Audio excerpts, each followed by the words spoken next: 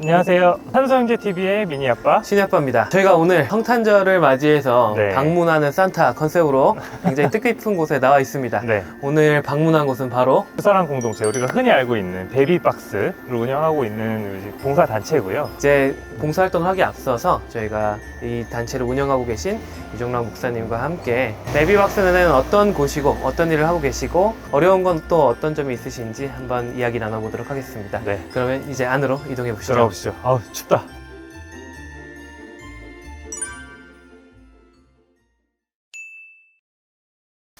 저는 주사랑 공동체 교회 담임 목사이기도 하고 장애인 공동체의 아버지이기도 하고 미혼모델의 아버지이기도 하고요. 아가들의 할아버지이기도 합니다. 행복한 삶을 살고 있는 이종락 목사라고 합니다.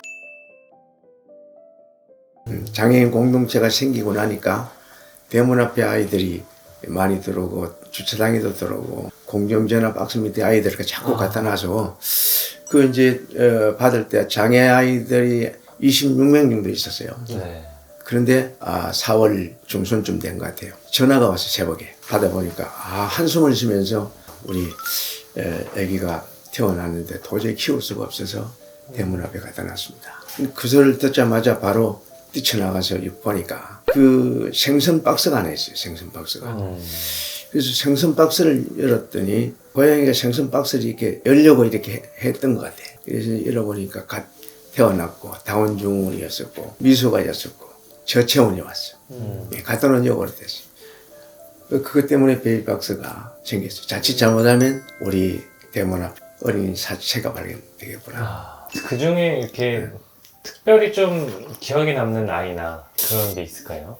다 기억에 남지. 다 이렇게 사연사인들이 있고 하는데 좋은 쪽으로는 어떤 아이는 이제 고등학교 2학년에 올라갔는데 이것도 공중 화장실에서 출산을 했고 출산하고 난 뒤에 보호받을 데가 없으니까 아이가 나오면 어디에 보호해야 될지 이렇게 컴퓨터를 통해서 다 이렇게 검색을 한 것 같아요. 베이비박스에 이제 왔는데 뭐 이렇게 처음부터 막 바들바들 떨고 굉장히 아이가 뭐 어쩔 줄 모르고 이게 이제 정신적으로 굉장히 불안 초조한.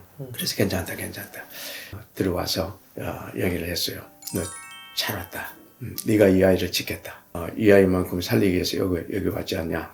정오심, 미움 이런 것 때문에 이 아이들이 막 완전 패닉 상태고 그리고 출산 우울증이라고 하는. 그러니까 이 아이들은 극단적인 생각을 많이 해요. 그 유혹을 뿌리치고 여기까지 온 거예요.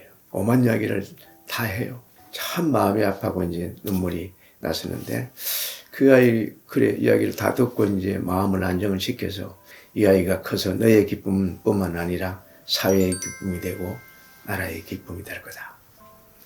그렇게 하니까 아이가 막 우는 거예요. 그래서 이제 축복 기도를 하고 목사님, 나 졸업할 때까지 키워줄 수 있으세요? 그러는 거예요. 졸업할 때까지 키워주면 2학년인데 아이들이 많이 있는데 또 그 아이를 졸업할 때까지 1년 7, 8개월 키우려면 참 쉽지가 않는데 그래서 정말 찾아갈래? 예, 찾아가겠습니다. 그래서 그 아이를 길렀죠. 100일 때는 엄마가 안 온 것 같은데 돌 될 때는 엄마가 왔어. 그 엄마가 와가지고 한없이 막 울면서 그 눈물이 지금도 잊혀지질 않아. 아이가 너무나 이쁘게 잘 컸으니까 그 기쁨의 눈물인지 슬픔의 눈물인지 어쨌든 잘 몰라도 그렇게 눈물을 흘려요. 엄마한테 가서 이야기를 한 거예요. 사실 이만큼 저만큼 해서 아이를 출산해가지고 이제 베이비박스에 갖다 맡겼다. 나 이 아이하고 살고 싶어요. 이거 엄마가 그 소리 듣자마자 눈물을 흘리면서 막 왜 진작에 안 했냐. 내가 키워줄 텐데. 그렇게 하면서 막 울면서 올라왔어요. 가보니까 그 아이는 고개 푹 숙이고 뒤따라오고 엄마가 와서 아이를 안고 이렇게 정말 그 장면이 잊혀지지가 않아요. 보람이 있었어요. 그래서 찾아가서 지금 잘 키우고 있거든요. 정말 다행이네요. 이제 어려운 일 하나는 산에서 출산했어요. 수업 시간에 통증이 와가지고 화장실 간다고 나와가지고 그 출산을 한 거예요. 입을 막 틀어막고 자기 막 이 팔을 깨물어가지고 막 이렇게 흉터가 있어.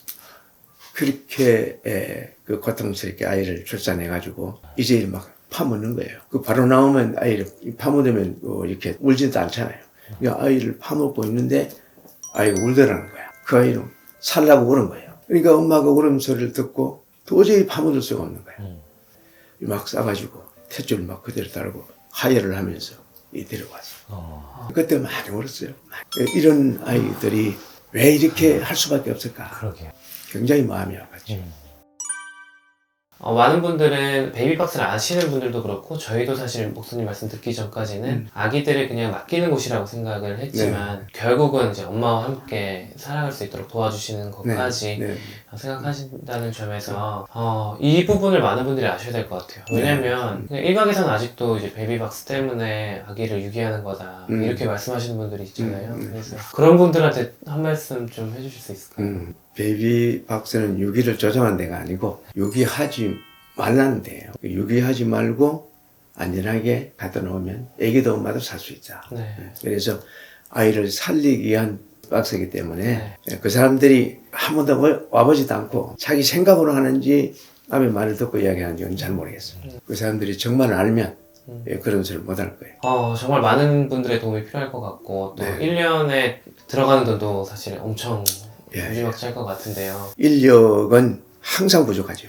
네. 그리고 24시간이 있어야 되니까 네. 상담 파트가 24시간, 보육 파트가 24시간. 그래서 여기는 직원만 해도 10명이 있습니다. 10명. 아이들 많을 때는 8명, 뭐 10명, 12명까지 있는데 혼자 감당할 수가 없죠. 봉사하시는 분들이 밤에 4시간씩, 5시간씩 교대해가지고 와서 봉사해주는 분들이 있었어요. 지금도 그렇게 합니다. 그래서 그분들 아니었더라면 이 많은 아이들을 살릴 수 없죠. 그리고 많은 분들이 그 후원을 해주지 않으면 여기는 어떻게 할 수가 없어요. 방법이 없어요. 묘무들 지원이라든지 또 아이들 수술비라든지 방어도 주는 것, 생활하는 것, 이 모든 것. 여기는 이거 쌓일 새가 없어요. 바로바로 흘러요. 그래서 한 분 한 분들이 그 아이를 살린다는 심정으로 봉사도 와서 해주시고 후원도 해주시고 이렇게 하시면 우리 공동체가 더 많은 일을 할 수 있지 않겠나 이렇게 생각을 합니다. 네. 그러니까 지금 주사는 공동체에서 하시는 일은 이 베이비박스를 통해서 유기의 위험에 처한 아기들을 돌보는 것도 있지만 미혼모 지원 사업 그리고 보육원의 연계나 입양 연계 그리고 입양 후에 아이들의 지원까지 제가 말씀드린 거 이외에도 더 하시는 이제 그거는 우리가 지금 보육원에 있기 때문에 적금을 들어주고 있어요. 적금을 이제 들어주는데 그거는 정착 자금이 더 많이 되라고. 이제 우리가 10만 원 하면 정부에서 10만 원 하거든요. 그래서 20만 원이 되잖아. 그러면 이제 그게 쌓이면 더 많아지죠. 그렇죠. 나오면 방이라도 얻을 수 있도록. 3년 동안 그 보육원 출신 아이들이 47명이 사망을 했어요. 정착을 하지 못하고. 굉장히 아픈 마음이잖아요. 잘 컸는데 정착을 못해서 이렇게 자살을 했단 말이에요. 그래서 이거는 없어야 되겠다.